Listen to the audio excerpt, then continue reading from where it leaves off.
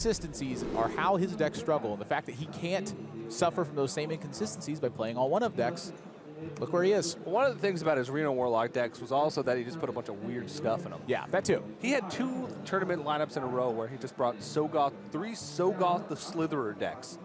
A card that, while is pretty powerful in a nutshell, usually doesn't have much cohesion in a lineup. And I think he lost like a Sea-Story Cup and then a playoff back-to-back because of the fact that he just didn't have the right decks for the tournament. But getting into this one, first matchup, Hoej's sort of signature mid-range paladin deck. He built it a little bit differently than a lot of people. And the funny thing is, Kranich in his lineup as well has an identical deck. He's not playing it in this one. He's playing the Quest Rogue. But kind of cool to see Kranich taking inspiration from Hoej in that one. Well, that's a big part of Kranich too, is Kranich loves to be himself during the deck building process. He very much loves to play unique things that are part of his creation. That's a big part of his identity, is to play those unique decks. And Hoej seems to always add his own flavor to it, but there's a major purpose behind what he does. For quite some time now, he's been adding a deathwing to his mid-range Murloc Paladin lists. And I have played this list to some degree, and it is gas sometimes. Now, the spot it's not gas is in your opening hand versus Quest Rogue. It's about as miserable of a card as you can possibly imagine there. But against Jade Druid, against a lot of the mage matchups, against the mirror match, that card can service as an absolute closer. Yeah, it takes the place of Primordial Drake in a lot of these mid-range lists. We've seen Onyxia as well. Muzzy has Onyxia in his lineup, one of the first players to put that as a dragon in his deck to get from the Curator. But I really do like the Deathwing. I think it's a good choice. But again, in the open hand, not great, especially in a matchup where he wants to be aggressive. He wants to go right up that curve and sort of bring the power level up of his board. And Kranich has to be pretty happy to not see a blistering start from Hoej, because with that Igneous Elemental and a couple bounce effects in his hand, he's already got the draws he needs to complete the quest. He just needs to get to that point. And with a slow start from Hoej, he's already one step there. Yeah, a bit of a slow start from Hoej. He's missing 2 major key cards here. Number 1 was Murloc Warleader, and the number 2 is Gentle Megasaur. He did have 2 minions early to open up with, which is right about where his deck needs to sit in this matchup. He has to be able to force damage on Kranich so that when Crystal Core time approaches, Kranich has got to play cleanup. That sometimes will give Hoej the time to actually, leverage a Tyrion or leverage a True Silver Champion and push those final points of damage. The fact that he's missing those 2 key tools, I think, puts him at a significant disadvantage in this game, because time is now something Kranich has plenty of. Now with the prep drawn as well, that's going to be able to allow Kranich to sort of expedite the quest. Now this turn, looks like Dagger Up plus Sousy deckhand is slated. He could trade in the Igneous Elemental into the Stonehill Defender, dagger it, Patches goes in, and then the Sousy deckhand goes into Murloc Tidecaller. Basically resets the board, goes into a position next turn where he can most likely trade in that Igneous Elemental, start bouncing back those Flame Elementals, and get right on going towards that quest. Yeah. This is exactly the same thing, takes the same amount of damage, just a little bit different order. You're totally wrong, TJ. This is just strictly better. Because Kranich, he's been to 2 World Championships. He's actually been to 2 of them. 2 World Championships. Looking for 3. He's also top 4 of Spring in Asia Pacific, of course, how he qualified for this event. He took first place in 2015 at the Asia Pacific Championships. Qualified him for the World Championship. Yep. Back then, it was a little bit of a different system. Asia Pacific was spread into sort of their own regions. So we had to win the Korea one, and then he had to go and win the entire Asia Pacific one. That's right. It's pretty tough, especially since, Korea had almost just as many representatives as all the other regions, despite having, more players than a lot of the other regions. Pretty crazy thing. Well, he's been playing since back then as well, though. He got his first win at Buy a Game House Cup 2. I remember that. Got top 4 at DreamHack Winter shortly after that. Remember that one too. Due to the nature of the double elimination, he was top 6 at the 2015 European Championships. He was right there about to make Worlds. He was top 8 in points for Last Call last year, where he lost to Pavel, guy who won the World Championships. 2 players in this tournament alone, Hoej and RDU, were both stopped in their tracks in the Last Call Invitational last year by Pavel, who eventually won. That last call invitational for Europe last year, which included Hoej, was one of the most stacked fields we've ever seen. So Hoej's been very close to a world championship berth in the last 2 years. Hasn't done it. So both these players have so much on the line. It's hard to believe that only one of them is going to move on to the quarterfinals. And it's kind of crazy to contrast the differences between them as well. You know, Kranich, during his interview process, was very candid and talked a lot about finding his identity, about how a lot of his fans in the community talked about, where's your third world championship appearance? He's like, man, I've been to 2. Like, come on, man, that's pretty good. You know, and Hoej, a lot of players said that just getting back to the world championships or getting to the world championships was enough for them. But Hoej talked again and again about how it was the wins that mattered, that being a professional player was about getting wins. It's not about top 4, it's about winning the whole thing. Either way he gets to the world championship, one, he just gets the victory in the books, well, it's a ton more money too. Look, he'll feel totally fine a couple months down the road if, you know, when he realizes, hey, I'm going to the World Championships. But as far as Hoej was concerned, during his interview process, he said that anything less than first place was a bit of a disappointment to him. Shows you how much it really means to these guys. Finja coming down for Hoej. Pretty good pickup at this scenario. Does need some stuff to come along with it, though.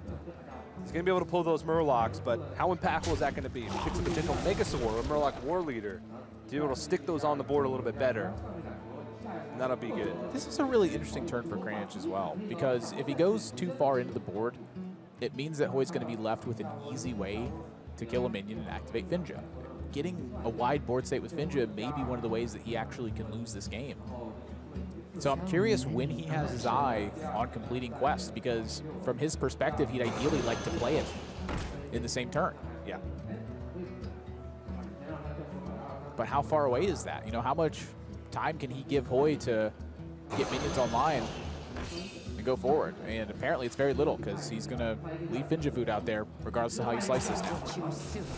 Not really any way to avoid it without seriously delaying his Quest progress, but I want to sort of go back to yesterday.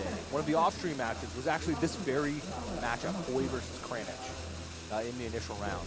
Now, Hoej took that matchup 3-1, and I was watching a little bit of it. It was pretty brutal. The wins that he had were very quick wins, but the only game, that Kranich was able to win was actually this very matchup, Quest Rogue versus Paladin. And Quest Rogue is the weakest deck against Hoej's lineup in Kranich's lineup.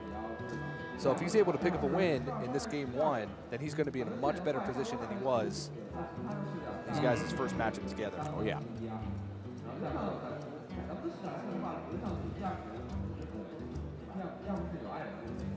And, you know, sort of speaking of that point, Hoej, with the aggressive lineup, has seen some success so far. And I feel like a lot of the players in his group thought the same thing. Let's go ahead and hear Hoej's own words on how he felt about his lineup versus the group. I think I had a pretty good chance in my group. Like, I looked on the percentages, and I should be favored on the paper, but there's a lot of pressure on the line. I will just try to keep my head. If I can keep my head cold, I think I can make it fun. Keeping his head cool, man.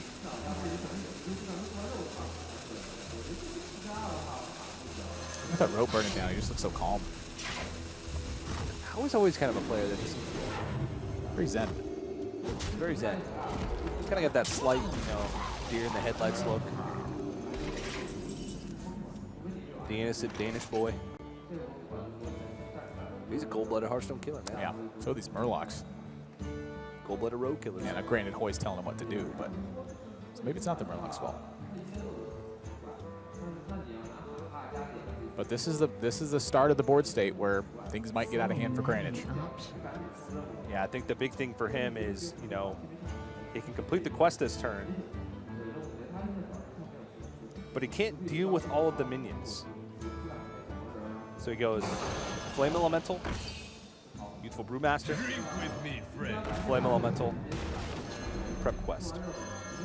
This was as good as it was going to get for him. And right now Kranich is going, please don't have Gentle Megasaur or Murloc Warleader. Those are the big ones. If either of those get drawn for Hoej, Kranich is in trouble. One thing that Hoej can do is he can actually attack him with a 2-liver champion, finge out more Murlocs. See the pickup here for Hoej, Vine Cleaver. Ugh. We saw the little graphic on your screen earlier that sort of details the differences of Hoej's lineup versus most of the mid-range paladins. Deathwing was one of them. Vine Cleaver was the second, and Grimscale Chump. All three in the hand right now. How fitting. But Vine Cleaver, it's a pretty expensive weapon, but I mean, that's 12 damage, plus the fact that it spawns those 2/2s. Definitely one of my favorite cards from the set. Spawns the 2/1/1s, yeah. It's a card that's aimed more towards the control matchups. You know, like against Taunt Warrior, that card is a fantastic player. It provides so much leverage and gives you so much gas.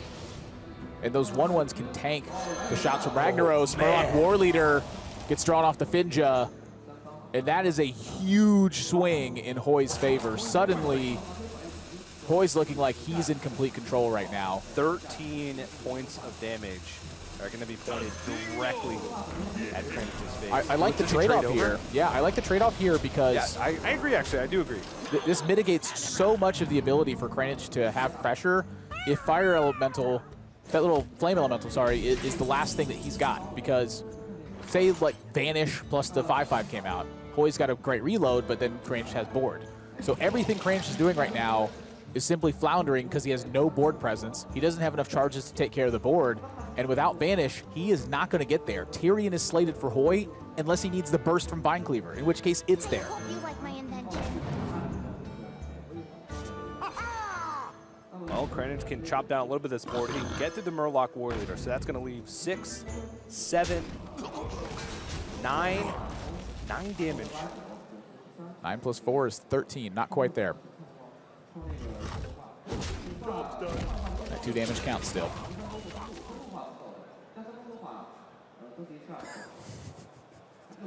Take your pick. 2 Tyrions. What kind of whimsical world is this?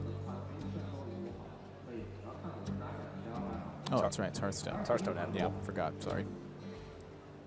Now, that being said, Kranich does have the 2 glacial shards behind this, so Tyrion's not like the end-all be-all in this position. And Hoej does have to worry about the amount of incoming damage that's possible from Kranich. He still has to sweat about the possibility of Vanish that's there. I'm curious how he wants to balance this between damage and cleaning up the board.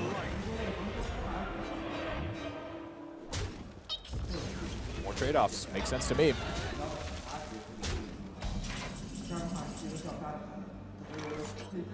Tyrion is so difficult. You like my invention? Request room to deal with. Ooh, Shadow Step's a big one.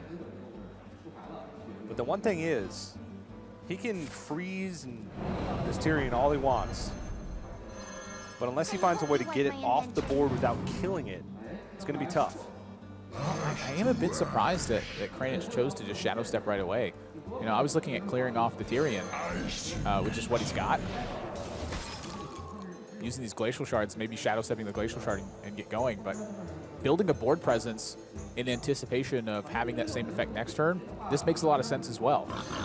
The difficulty of Tyrion is that none of the minions line up well versus Tyrion, and Kranich doesn't have the liberty to just simply tank damage right now. Yeah, you need 3 5/5s to get through Tyrion, and then you got to worry about the Ashbringer. And we may just see second Tyrion. Yeah, if that's the case. Let's add a Murloc to it. I don't know if Hoej has any more opportunities to do much more than that. The Vine Cleaver is fairly inconsequential right now. And if Kranich had this much trouble dealing with Tyrion last turn, and now he's out of cards, it's Vanish or bust. Let me think. One thing to also note, Hoej may be in a position where he can Deathwing, kill off his own Tyrion to get extra damage with Ashbringer. Oh, that's right. So say he just pokes for 1 here. That's second Tyrion all day, for sure.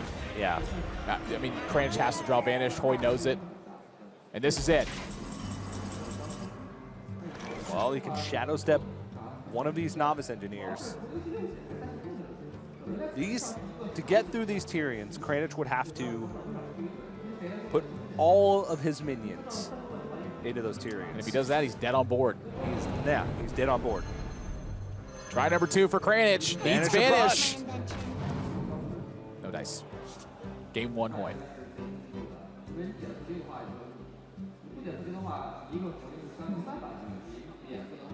Wow. That's bad news for Kranich. The only matchup that he was able to win in their first head-to-head match. And this time it goes to Hoej.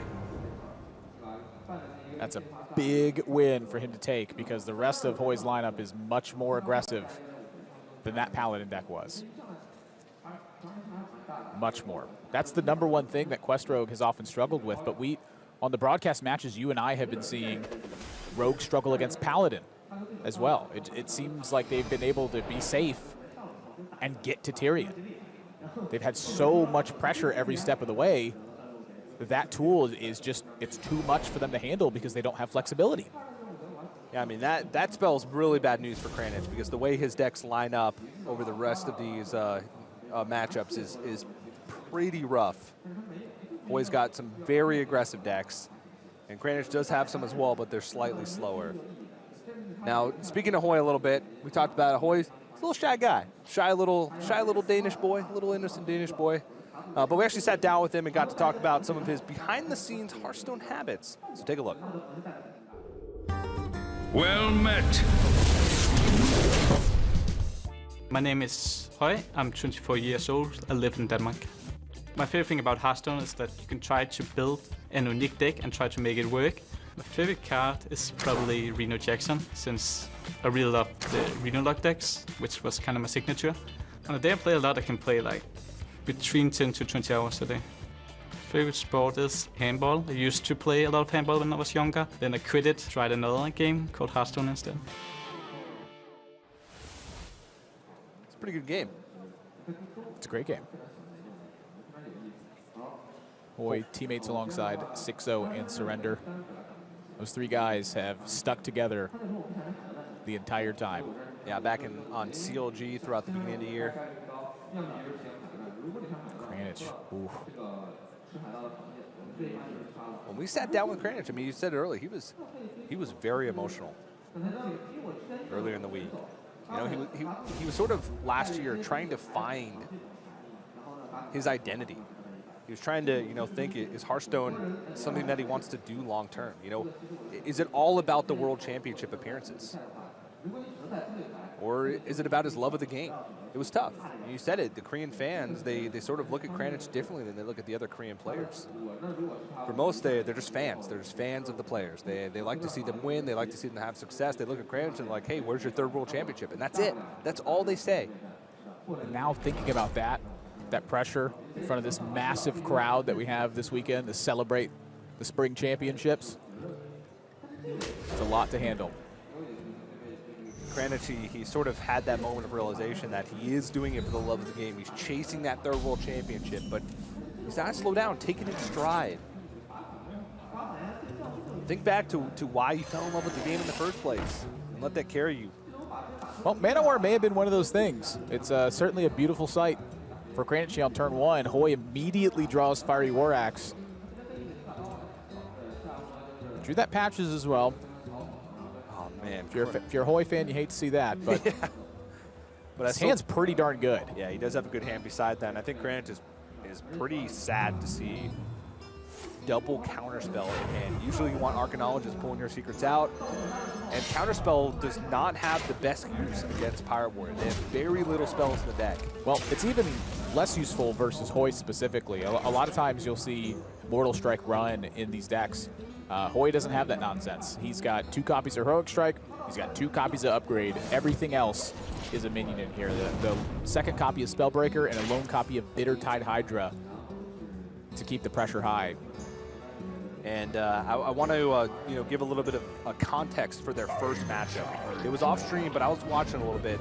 Hoej went Fiery War Axe into double Dread Corsair on 2 into Blood Cell Cultist into Blood Cell Cultist upgrade. That's GG. That was his curve. Yeah. Almost nothing beats that. Yeah. It's one of the reasons why Pirate Warrior is such a force. Yeah, that was against this mage deck in their first matchup. Now this is a worse start for Hoej, but by no stretch of the imagination a bad start for Hoej. Passes in the opening hand, yeah, it's bad. And Hoej has not too much to think about in this spot. There's a single copy of Mirror Entity and 2 copies of Counterspell and a copy of Ice Block in Kranich's secret mage deck. So unless Hoej is specifically fearing what Mirror Entity looks like, this is looking like Frothing Berserker. It is statistically likely for it to be a counterspell. Hoej is definitely a meticulous player. I think the only thing that he struggled with last year was basically just his read on the meta that we talked about earlier. He liked to bring greedy Reno decks that he said was his specialist, that he tried to make new decks work, and a lot of times it was a downfall. But he always backed him up, even suboptimal lineups with great play.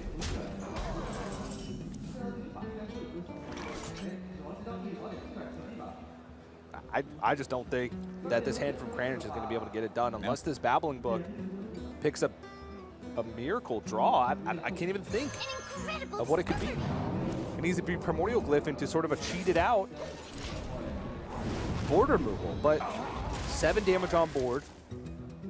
Counting. Oh, mama. I mean, he can go Sousy Captain, Nazal's first mate this turn. I could definitely see some trades coming out from Hoej as well. I think the Dread Corsair of the Arcanologist has a lot of merit because it continues to build that power into Frothing Berserker.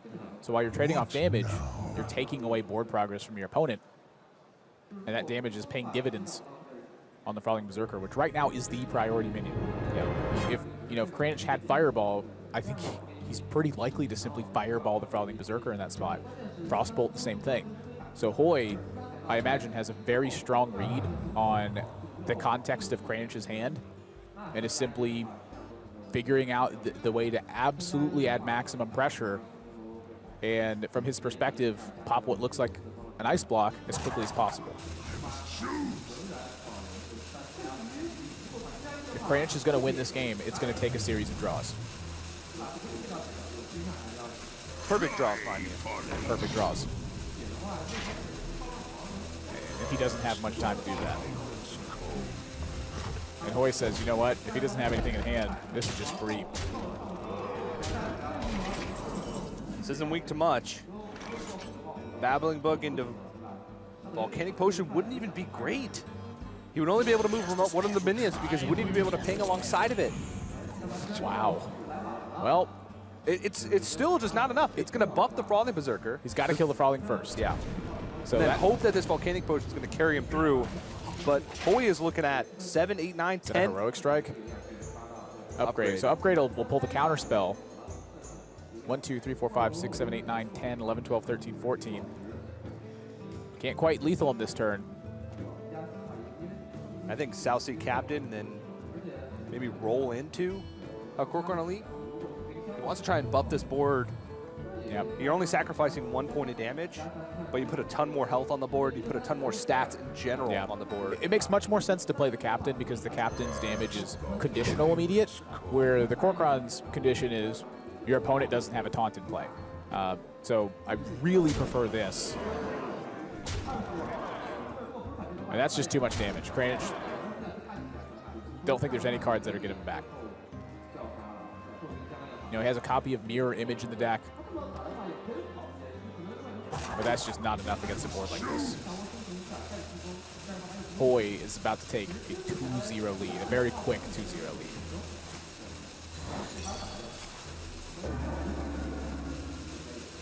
I think the test for Counterspell there is just to try and think what he's dealing with. If he doesn't check that turn, next turn he wonders if it's Ice Block or wonders if it's Counterspell. So I do like the upgrade there over the Armor Up for that reason alone. We have many secrets. Once again, nothing giving. Ice Block will be popped with Kranich at a single point of health. Kranich has got to know that there's no way out for him. I can't think of a single situation where he gets out of this. There's no defensive tools in this deck. It's a secret mage deck. It's an aggressive deck.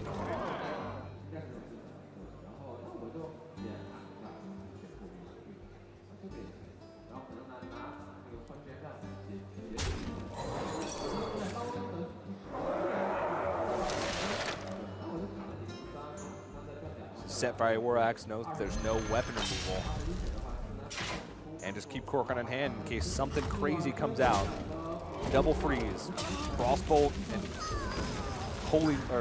Frost Nova. Frost Nova from the Babbling Book, which he hasn't seen. Plays around the only possible out for Kranich. Kranich concedes game 2 to Hoej. Match point for Hoej for the next 3 games.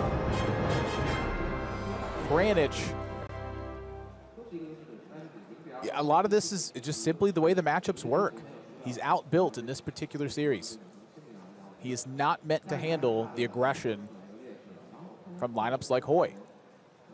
The one deck that Hoej has left, though, that is a weakness, or could be a weakness against Kranich's lineup, is the Quest Rogue. It's sort of one of the sort of changes that we've seen to aggressive lineups. In playoffs, aggressive lineups didn't have Quest Rogue. A lot of times they had Pirate Warrior and Druid. And neither of these players have both Pirate Warrior and Druid. They've decided to go for sort of a little bit of an alternate strategy in that regard. But there is a possibility for Kranich. It's going to be incredibly difficult. But all of the decks that he has have a reasonable chance against Quest Rogue. He's got the mid-range Murloc Paladin, same list as Hoej. He's got the Secret Mage, and he's got his own Quest Rogue. So right around 50 for most of those matchups, maybe slightly more for the Mage and the Paladin. Yeah, a lot of the times when we ask the players about their matchup versus a particular opponent, if they shared similarities, they would talk about how important it was to win with Quest Rogue, what that win meant for the rest of the series. Like, that's the one I'm fearing could be the weakness of my lineup. And now he's got to beat that 3 times in front of this massive crowd on the big stage, down 2 games.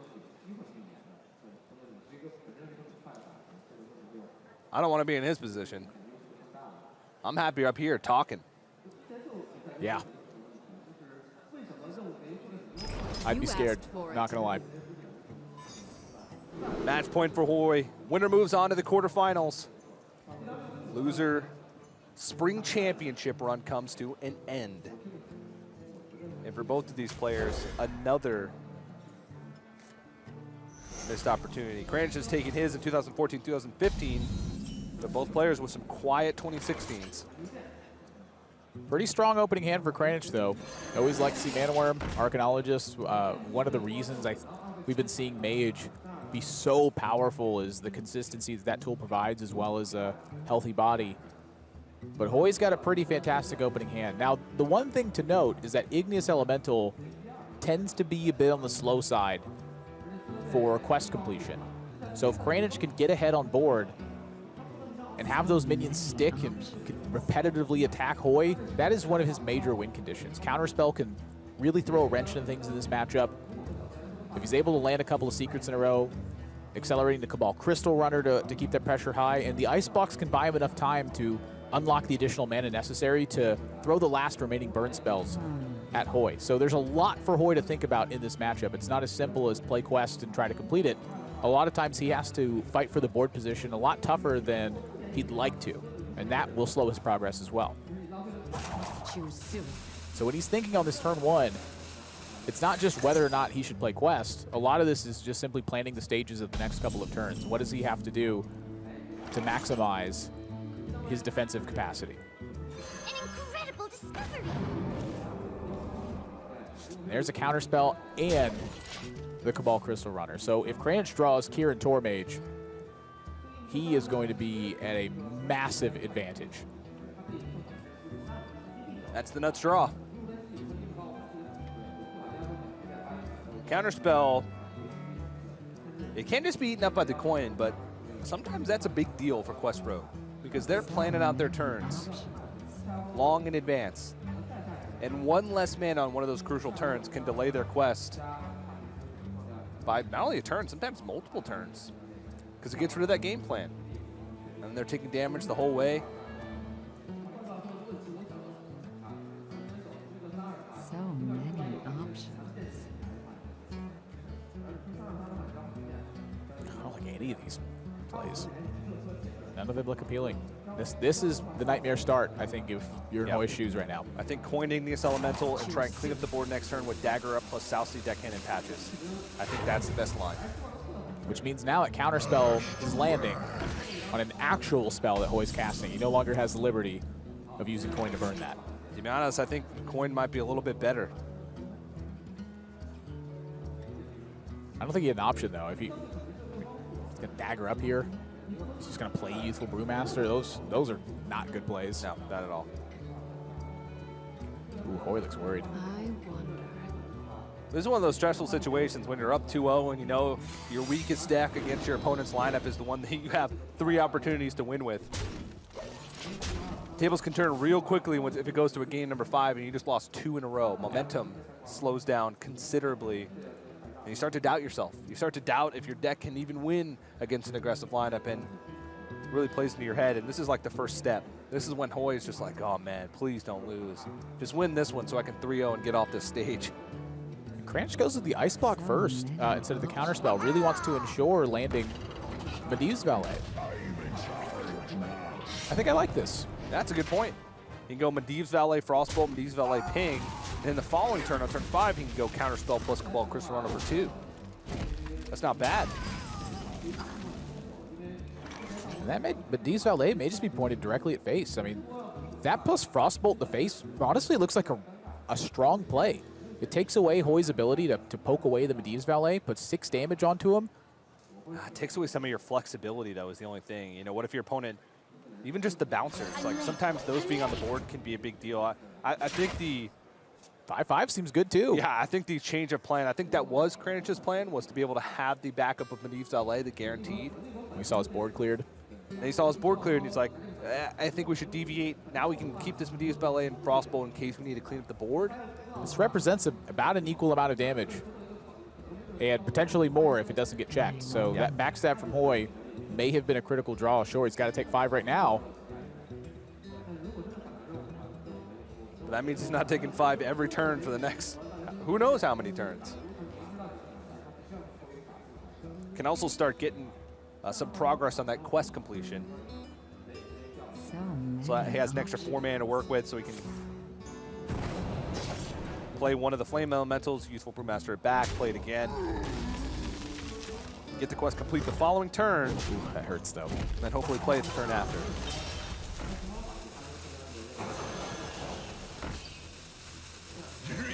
Kranich is just not that far from killing Hoej. And he's got Ice Block too, so that's an extra turn that he has to find the burn that he needs. Arcanologist, even though it's not a burn spell, thins his deck with a secret. It's closer to a burn spell. Setting this Counterspell, this is also troublesome for Hoej now because he has to find a way to not only complete this quest, but he's got to find a way to get a spell down first. Or otherwise Crystal Core is not going to happen. Yeah, another reason why Kranich held onto the Counterspell earlier in the game. He's trying to make it so that Hoej can't just throw a spell out early on. And when he gets to those crucial turns where he wants to be able to complete the quest, he has to spend additional mana on another spell in order to get there. You're starting to see the plan from Kranich really come into effect. He's using that Counterspell not simply as you don't have access to your next spell, but as a major disruption tool. I see you waving your hands.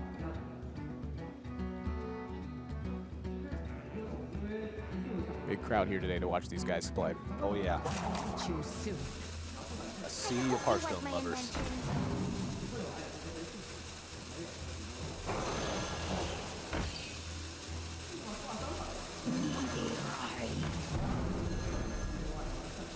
Still 2 more turns until the quest can be complete for Hoej.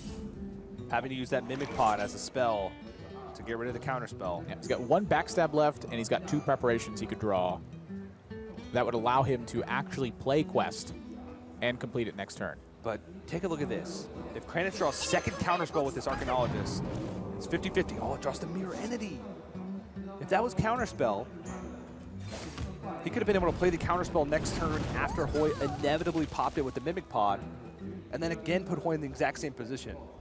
Well, the thing about it is that second Mirror Entity may be able to delay it to where Hoej invests mana. True. It just looks like it's a counter spell. I mean, can Hoej afford to risk that even? I mean, at some point, Hoej will have to. He'll say, well, I'm going to lose the game unless I just rip this quest and hope it's not counterspell. So at this point, I think it's just a little bit too far out. Hoej doesn't have a board. He's still got a couple turns before he completes the quest. And Kranich now has Hoej down to 18. Has 6 power left on the board. Has minimal burned in hand, but a ton of turns for himself to find it. The time is really, I think, the biggest asset here for Kranich. You know, he's expended a lot of his resources to simply slow Hoej down. He's got quite a bit of chip damage in the meantime. And the Meteor helps clear that board position so that he has even more time. You know, you look at all the burn spells in his deck, you're looking at 2 copies of Fireball. There's another Frostbolt in here. There's 2 Primordial Glyphs that can find burn, 2 Firelands Portal. There's a lot of damage left in Kranich's deck. I think Hoej is going to wait to complete the quest until next turn. Flame Elemental doesn't do anything on this board. He'll still have the mana to do it next turn. So I think this is going to be all about removal. That's exactly what he does.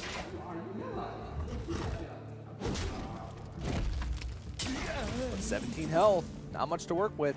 Another Frostbolt, getting closer. And I'd really like to see Kranich simply play this Mirror Entity. You know, even if he just gets a 1-2 out of the deal. It's probably an extra 1 damage. Also bluffs Hoej, but I mean, first thing Hoej's going to do next turn is plop down the Flame Elemental to test. Yep, and I like the board cleanup here as well. Protect this chip damage. It's a lot to invest, but again, I think he's got time. My grandma always told me when I was growing up, DJ, protect your chip damage. It's like, okay, Grandma, I will. I don't know what you're talking about, Grandma, but I'll figure it out one day. Grandma Hearthstone, I remember. So many options. Quest's going to be complete this turn, and Hoej is going to know that he's going to be able to complete it safely. And now the race is on. Hoej needs to develop minions, pop the ice block, and then kill Kranich before Kranich is able to piece together 15 points of damage. And that Meteor, once again, going to buy him a lot of time. Unless Hoej has the presence of mind to kill the 1-2 over the 2-3, even in that case, all he would do is eat up another ping. But Meteor and Giddy Up for this turn puts him down to 11, and then Fireball next turn is getting real close. all that damage that Kranich invested, he's now gotten back, and he's kept Hoej from having progress during that time. So now, Bilefin Tidehunter ends up being one of the better cards that Hoej could have had access to. These extra taunts mean a lot for staving off this pressure. But if Kranich draws Firelands Portal, if he draws Fireball, if he draws Primordial Glyph, all of those cards spell really bad news for Hoej. So he's got to start putting pressure on Kranich as quickly as he can. Even Archmage Antonidas, one of the choices that Kranich decided to put in this sort of aggressively themed mage. It's more mid-rangey than most Seeker mages that we see. That'll allow him to play the Frostbolt. A ton of outs in Kranich's deck, and he still has the Ice Block active, which means he has at least an extra turn, even after Hoej's able to put on the damage. So I think he's got 3, maybe even 4 more turns. Oh my. And Hoej, he's done for. He's got Swashbuckler in the deck. Swashbuckler into ice block, into swashbuckler into another ice block. That's the only thing that can get him out of this. That's it. He needs a miracle, or Kranich is going to force game 4. Backstab is not going to do it. 2-1. I get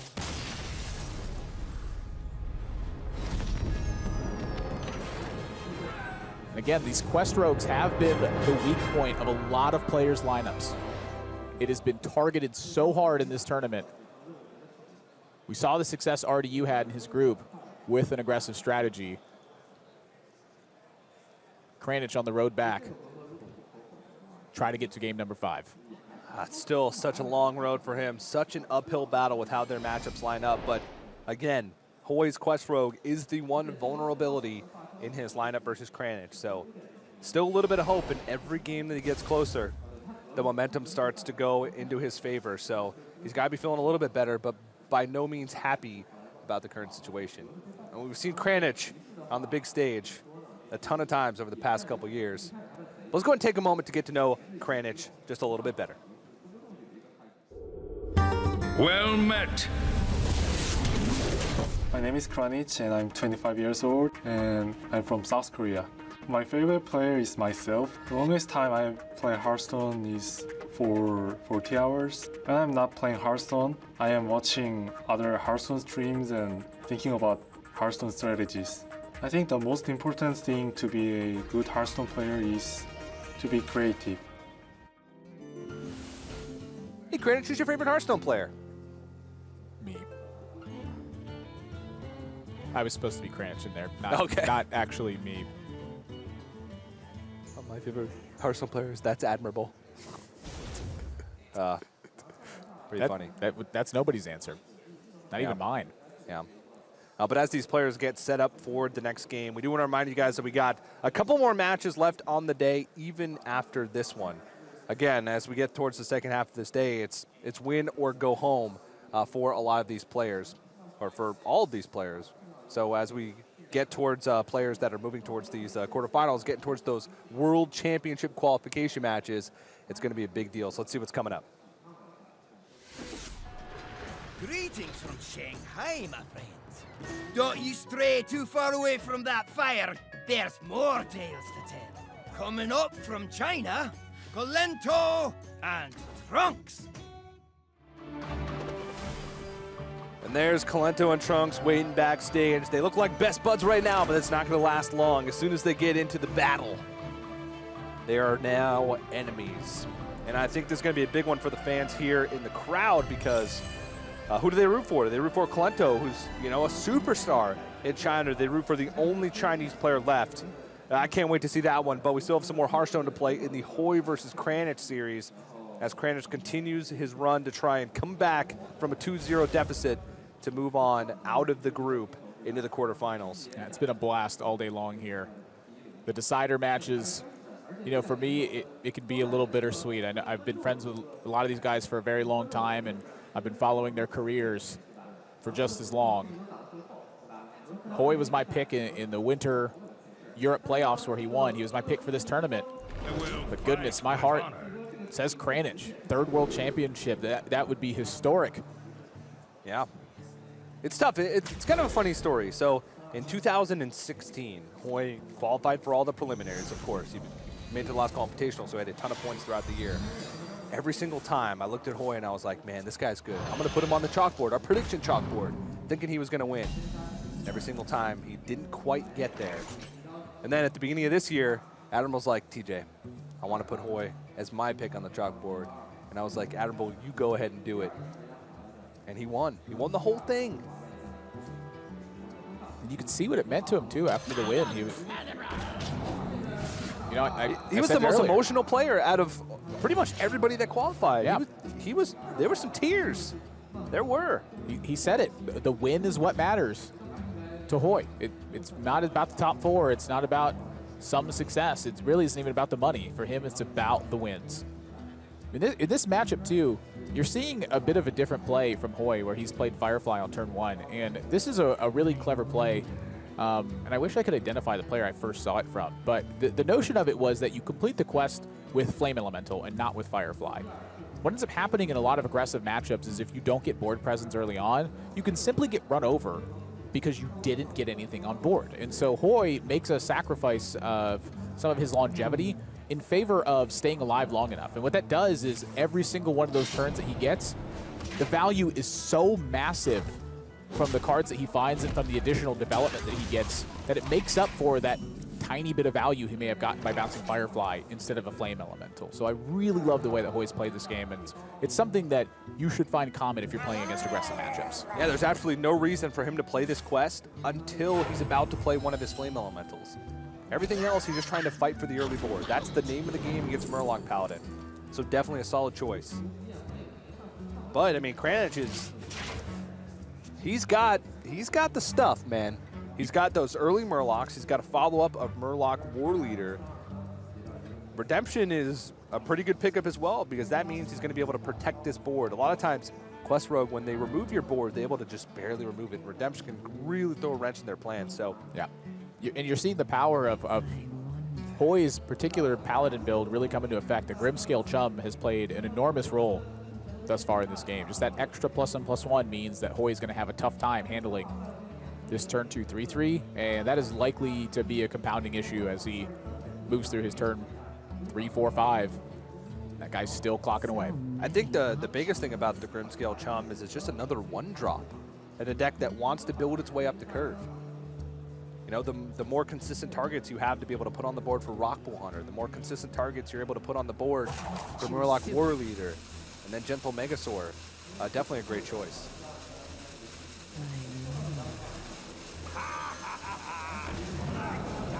These two players are so focused on the game. They've looked about the same the entire series.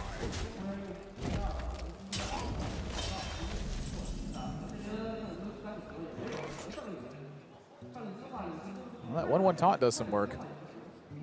It's going to block 5 points of damage, most likely. And then Hoej's got the challenge for the Murloc War Leader. Again, really solid play from Hoej. Quest still in hand, but again, doesn't need to play that quest until he's about to play the Flame Elemental, which he's shown that that's the card he wants to complete the quest with already. He gets to that early board, he's got plenty more time. There's usually that mid-game lull from the Murloc Paladin as they sort of transition from Murlocs to big boys.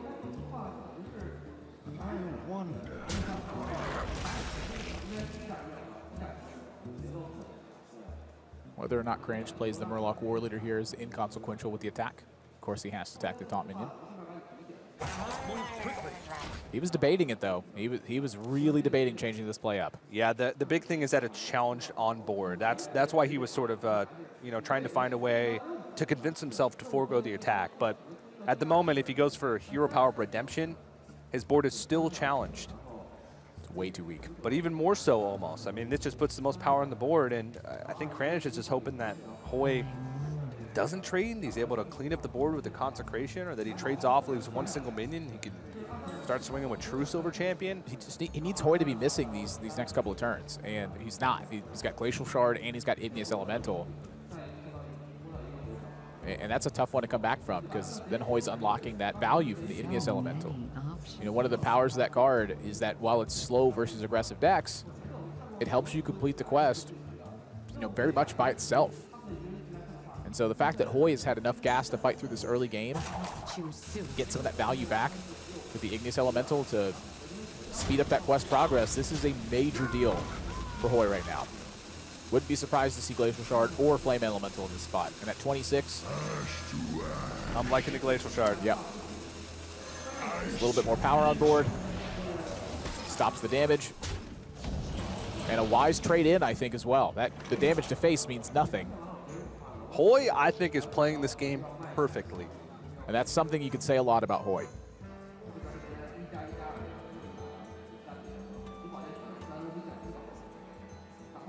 This True Silver Champion will not protect the Hydrologist. Neither will Consecration. Nothing helps it. Kranich may be in a situation where he goes Valfen Inquisitor, Hero Power Redemption, but that's honestly could be pretty weak. You can get a 1/1 back from Redemption, which allows him to solidify a board, It could help him sort of set up for, say, a Gentle Megasaur should he draw it because he's got a wide board of Murlocs, but it is a weak play onto the board, so he's just going to go with the True Silver Champion. And Hoej still needs a bounce effect here. Vanish, not quite the bounce effect that I'm thinking of. I can finally Light in Darkness.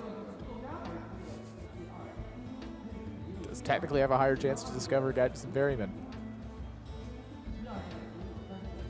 You're right. So It's a rogue card. options. Mimic Pod, probably more likely, though. Looking at you, Mimic Pod. 1 mana more expensive, but does give him 2 copies of whatever it is, and this could be a big thing for Hoej. A draw here could sort of change the landscape of this game. It is pretty expensive. Aside from this Mimic Plot, he's most likely going to have to invest into the quest this turn or the next turn. 5 bounce effects. And there's the quest. He's got all the resources he needs. He can complete the quest next turn. And not going to lie, with Hoej taking that long to take the turn, Mimic Potting, and then instantly playing a Flame Elemental. If I'm in Kranich's spot, I'm looking at that going, oh no. That feels like a bounce effect to me. It's Gentle Megasaur here. Oh, it's not. He's going to load up and look for the Sunkeeper. Look for Sunkeeper. If something goes awry on the board, he can look for Gentle Megasaur this time on 2 Murlocs instead of 1. Most likely going to see a quest completion here. Oh my gosh. TJ, that is a huge draw. He doesn't have the mana to prep the quest out this turn. He needs 2 for the Flame Elementals, 2 for the Youthful Brewmaster, and an additional mana for the last Flame Elemental for the quest. Only leaves him with 1 mana left, so that means he can't prep out the quest this turn. But it could help him get a head start going into the next turn, depending on what he picks up. He could also go for Flame Elemental, prep Vanish, and then the 3rd final Flame Elemental for the quest. But I don't think that only puts 1 minion on the board. I don't like that play. I like this one a little bit better. Especially since Vanish is going to get super powerful as this game goes on. Yeah, it's definitely one of the more powerful tools against the mid-range Murloc deck, since a lot of the minions can get costly. Yeah, I think Dagger up into the Murloc here is probably going to be the wisest choice. Depends how much mana he wants to invest, but usually getting that Dagger out. On point. On point, man. On point.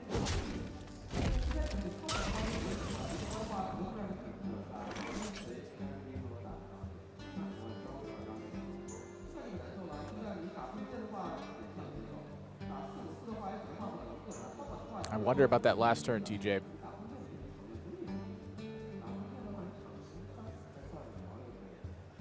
Megasaur added 6 power to the board.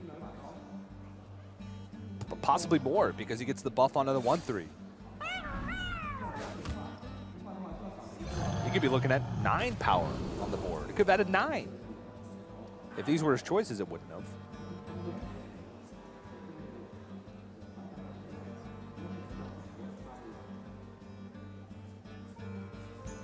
Dinosaur on the left. Screws to big, back to small. I must move quickly. And he has no pressure. Kranich has got to find a way to stop Hoej from developing. Ooh. Oh my. Second Vanish. He doesn't have resources to really couple with Vanish at the moment. Usually Vanish, great card because you're able to sort of remove the Murloc Paladin's board that they've been able to build up and then, you know, develop your own board behind it of 5/5s. But in this situation, he's going to need more minions to be able to have a higher upside to that card. Now, you can find some with Light in the Darkness, but it's all about the sequencing here. Does he think he needs to use the prep this turn, or can he just go with Flame Elemental plus Crystal Core, say go, and then try and leverage that prep next turn for a big swing? He knows Flame Elemental's coming down. That's a guarantee. So now he's going to evaluate. You can go with Light in the Darkness, try and pick up a cheap minion. then prep out the Crystal Core. Goodness. Honestly, the second Vanish is a pretty ugly draw when I really stop and think about it. It's such a strong card in this matchup, but the way that we've been seeing Paladins win this matchup is by choking out the resources from the Quest Rogue.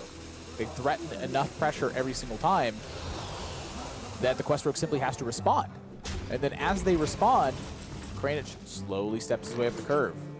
As he keeps those resources minimized, it means that Hoej has less and less swing potential alongside the Vanish.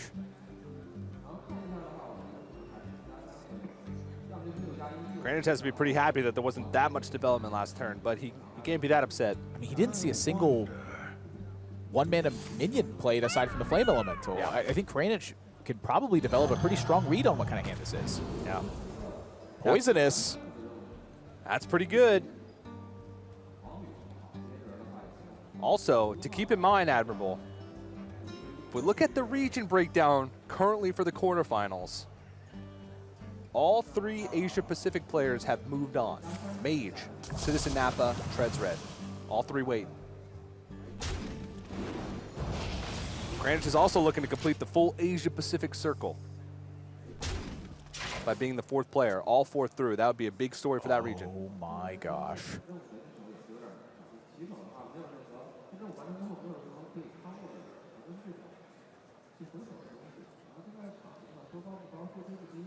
His hand Hoej needs value. His hand is darkness. He needs a light. It's not only So that, but many options. he's got to take care of the Murlocs. The Murlocs are just threatening to kill the board position.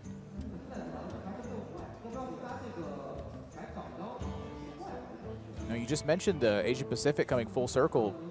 If Hoej wins this match, Europe can still put all of their players into the quarterfinals. And now Ria's in there, RDU's in there.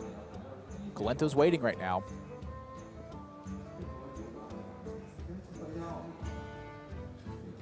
It'll be a big deal. Hoej doesn't know what to do.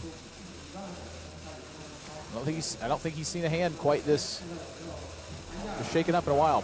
Yeah, actually, excuse me. Treads Red's not through to the quarterfinals yet. He's through to the cider match. Oh, that's right. Yeah.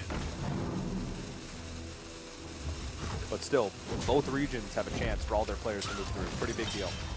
He's ready for action. Hoej needs to make some sort of sacrifice here. Ready for action! But Sunkeeper Tarim is waiting as well. So that redemption puts an additional 3 power on board. That redemption that Kranich took way long ago.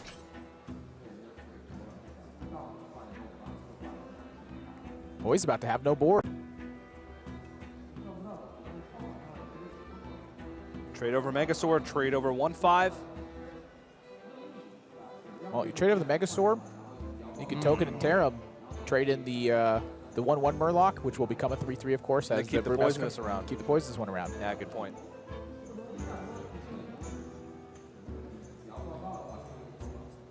But Kranich taking his time even further. I mean, at this point, these are the kinds of spots where he needs to look deeper. Sure, that's a very strong play. It's a very obvious one that's in front of him. Is there something better, and can he find a reason to do it?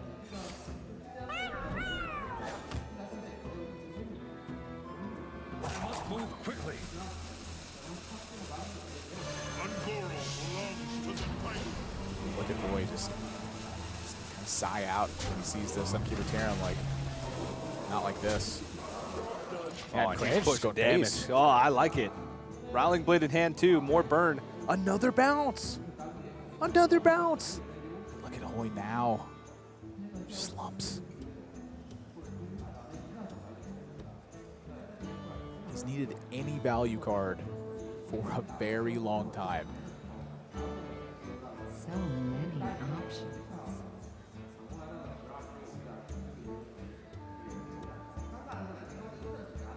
As soon as he picks up a charge minion, I mean, he can go to town, but... Or Firefly.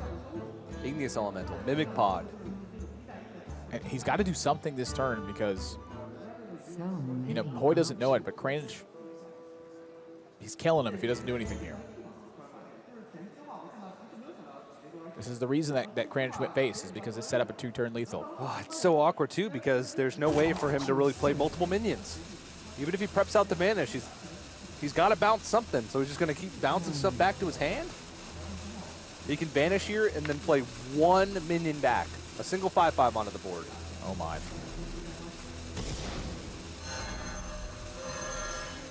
And this does not solve the issue of Sunkeeper Tarim. All those Murlocs are very inexpensive.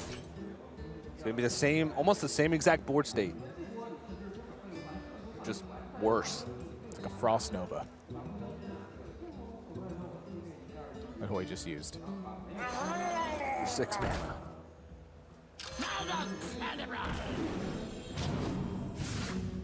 You know, it's possible Kranich 2 just goes super wide on the board. Sets up for Sunkeeper the following turn to That's try right. and go for a killing blow. The other thing, too, is that would offset Hoy's development. If he's able to play, you know, say 2 or 3 minions next turn, shrink him back down with the Sunkeeper. Goes hero power. Yeah, this is brilliant play. Alpha Inquisitor. I love hero this power. so much from Kranich. Oh, look at this. He's actually going to play the Rallying Blade. Just now Kranich is pushing that clock even further. Now Hoej has to once again answer the board, or the Sunkeeper Tarim represents lethal damage. Backstab. Not good enough. You just go with Vanish again? Well, I'm looking at playing the Ferryman just by itself, like prior to combo activation. You backstab, trade off a minion, you brew back the brew. Poke one of the 2/1s. God, it's just not very good. I think you poke a 1/1 because you know Tarim's in the hand, don't want to take the extra damage. Good point, good point. Or should he vanish? Try to get 2 minions in play. Oh, he can't do that. They all bounce. So let's see. Backstab's Tidecaller. 5/5 goes into 1/3. Probably 2/2 in that case. Probably 1/3. Doesn't matter. Sunkeeper Tarim. I think he's dead. Not quite. Maybe 2 minions on the board. Sunkeeper Tarim comes down. That's 6. Rally Blade's 9. Thinking he should brew back this Ferryman as well. So that way he has the option of playing the Ferryman by itself next turn.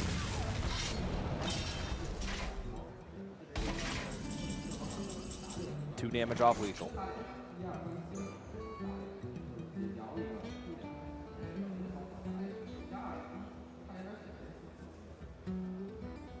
Load it up, Tarim, go. I don't see another play.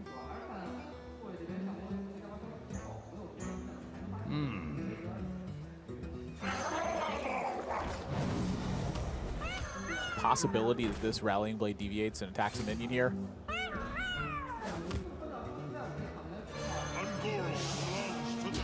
don't know. But I don't about think that. so. I think I go face. Oh, yeah.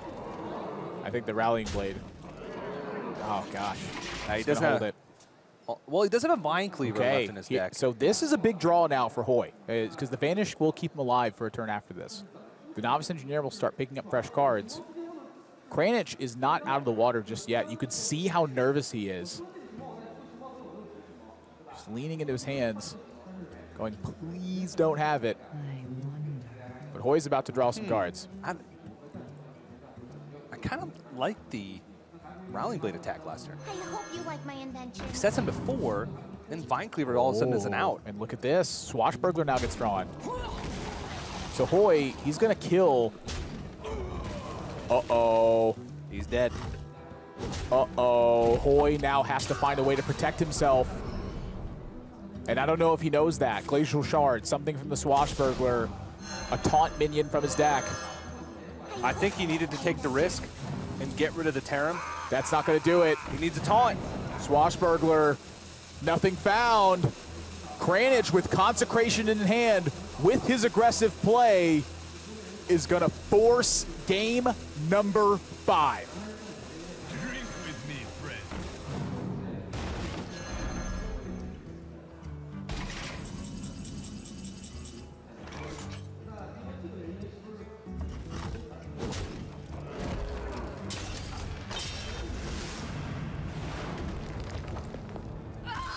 One step at a time, Admirable.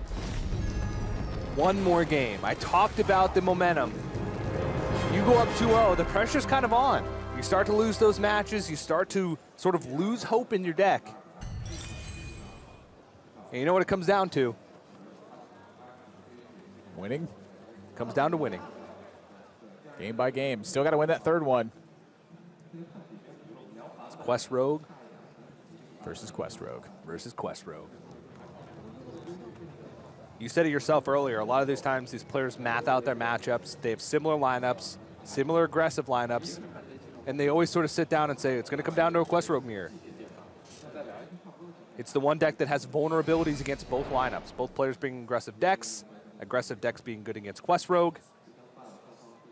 It's just math that it comes down to a Quest Rogue mirror at the end. It's been such strong play on both sides, too. Both of these guys have really understood the weak points of that deck and how to punish it at every step of the way. It's forcing their resources. If you can't force them to use their cards in an inefficient manner, it means that the Quest Rogue's dictating the pace. It means that they're getting the trades in how they want. This is one of the rare cases where we go into a Game 5 and elimination match and we say this is the most important match of these players' lives because they've been in this situation before. Both of them have.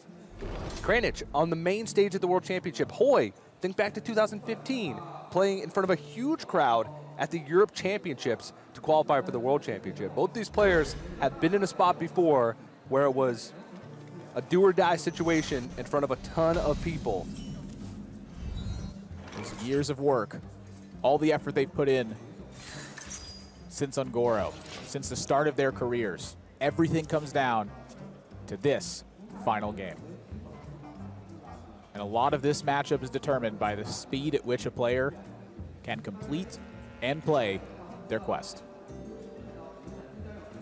Preparation in both hands. Igneous Elemental for Kranich.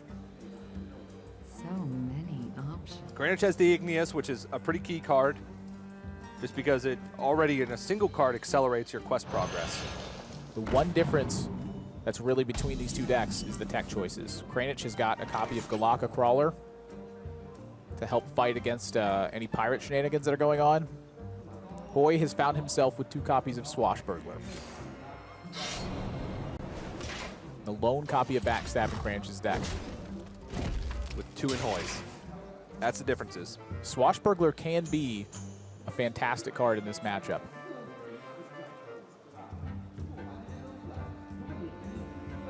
You're getting rogue cards. Sometimes you're getting cards that you already put in your deck. It's like card draw. Notice that Hoej, once again, though, he's gone with the Firefly here. You know, something else to talk about in this matchup is that chip damage can matter. And it can matter quite a significant amount. You know, if you're able to deal 5 points of damage prior to activating Quest, that's 1 less full attack from a minion that you need to get past that point. And you're going to watch Hoej put the pedal to the metal right away, and Hallucination, it's going to give him even more chances to find a rogue card that he wants. Think Gadgets and Ferryman, think Shadow Step. Those are 2 of the biggest payoffs he can have. There could be some creative ways to use other cards as well. Backstab could be a useful choice. Even Eviscerate could be a useful choice. A lot of things that he could pick up. Picks up another Firefly. Firefly. So now, Does need a bounce effect. That's the big thing here. But he's well on his way. I think right now it looks like Flame Elemental is going to be the most likely choice for a quest completion. But so many draws can force him to deviate from that. the thing for Hoej to look at is that he has prep and he has Spanish. Is there something big he could do with that before Kranich is able to have his Igneous Elemental die? I think that's a big point that Hoy's looking to try to exploit right now, is if he can manage to make enough quest progress, banish back those minions, and do it under the guise of Igneous Elemental not dying first, that is really going to slow Kranich down. And that could be enough for Hoej to outright win the game. Hallucination's going to give him the information he needs. Snap picks Deadly Poison. 0 Poison Mind's pretty good, though. That can get you a bounce effect. 20% of the time on Battle Cry and on Death Rattle, it'll find it. And look at this. I think Hoej is on the prep banish plan, trying to exploit the speed at which Igneous Elemental gets active, which in this case right now is 3 full attacks.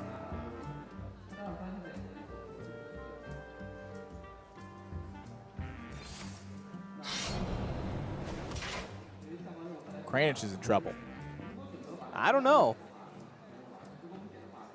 He can clean up the board here. South Sea Deckhand, pull patches, trade over.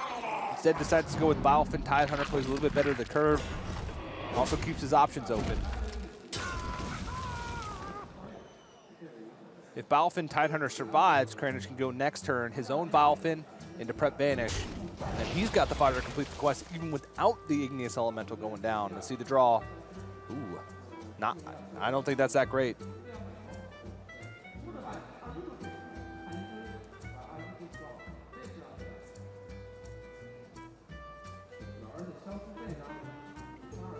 Every draw can change the landscape of this game. Every single draw.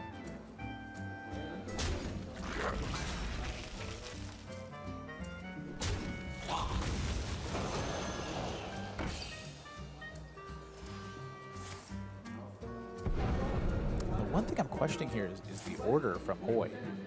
So if he goes for this order, it means he has to coin if he wants any board presence. If he does it in the other way, oh no, actually this makes a lot of sense because you want the Flame Elemental to activate the quest. Okay, ignore me. He needed to do that because Kranich attacked the Flame Elemental. Had to in order to have enough resources to go for it. So now he's got enough Flame Elementals to complete. It's a question of, does he want to use his coin now and have board pressure? Yeah, I don't see much of a reason to. Because he's got the deadly poison to go along with his dagger, so that would be the set Kranich to the increment of 5 life total. Yeah.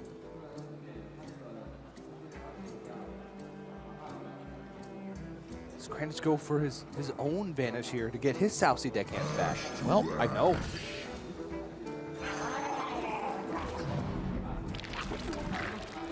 I am a bit curious. That was a quickly played turn by Kranich, and there is a lot going on in that spot.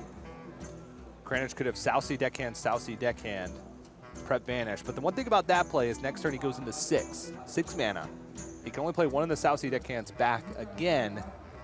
He would need to play it twice in order for him to be able to complete the quest that turn. So I think he thought to himself, well, I need to just put on as much board pressure as possible. And this is the way he does it. That's quest completion. Oh, yeah. It's got coin as well. The coin is actually such a big deal in this spot. And I'd venture to say we're going to see backstab here. Allow him to dagger up. Use room for the deadly poison. Hoej is just playing perfect. And the delay on that Igneous Elemental, that card has just been doing nothing this game. Even in aggro matchups, if you play well enough 3 games in a row, one of those games you're probably going to win. Look at Hoej. Look at Kranich. Hands on the head, take a step back and go, okay, stay calm. You can still win this, but how?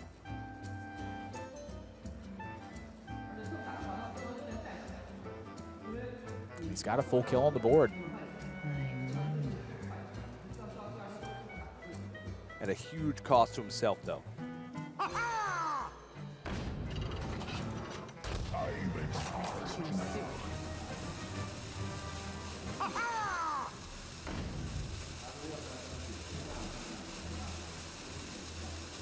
I think he wants to keep one of these South Sea Deckhands around. Oh, look at this. He says, you know what? Have your Flame Elementals. I don't care about that. I'm going to vanish. I'm going to get close to quest progress, and I'm going to have enough charge minions to push back. Whoa. Wow, this was a brilliant move from Kranich. Did he miss the attack? He missed the attack. He did miss it. On that South Sea Deckhand, though. But that's a big deal right now as well, because if he gets that 2 damage in, it means then he's 2 dagger hits away from killing Hoej. Yeah, and he knows it. Leans back. That is potentially a blunder here. Depending on how efficiently Hoej is able to to make this game go, that could be the difference between winning and losing. He found the correct line. That was, I think, a brilliant line of play. Getting all the charged minions out. He had full trades on the board. He get a full traded, kept one of his Southsea deckhands alive, bounced it back to his hand, but instead decides to go all face, still gets fodder for the quest. Now his charged minions in his hand, plus preserves the bounce effect. Next turn, he completes the quest, and he's got charged minions on the board as well.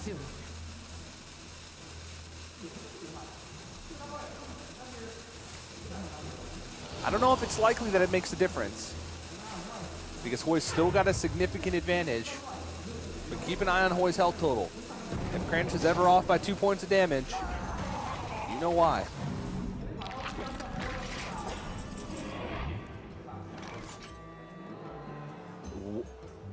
Surprisingly good.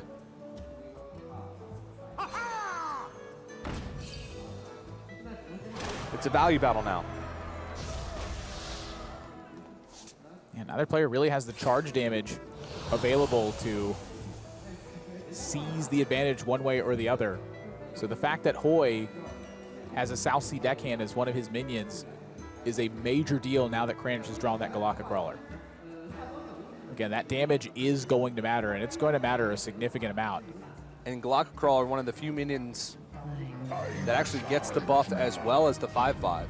So it has that sort of different stat line that makes it harder to remove for Quest Rogue. Yep. So Either Hoej has to take 6 damage, or he has to invest 2 minions. is that playing into Hoej's mind?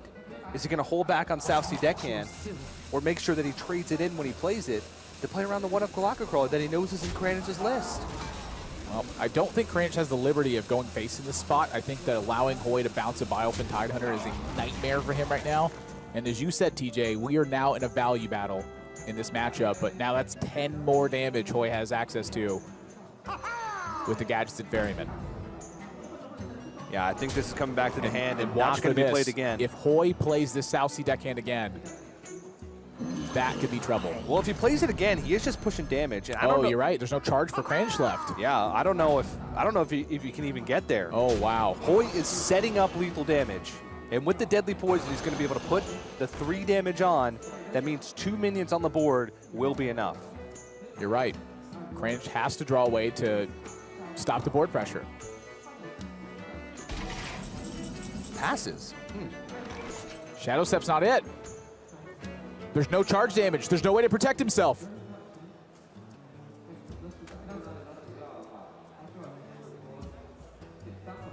Kranich is slowly realizing that there's no way out.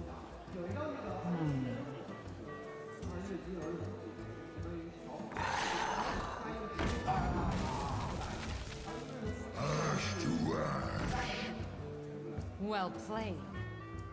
I did.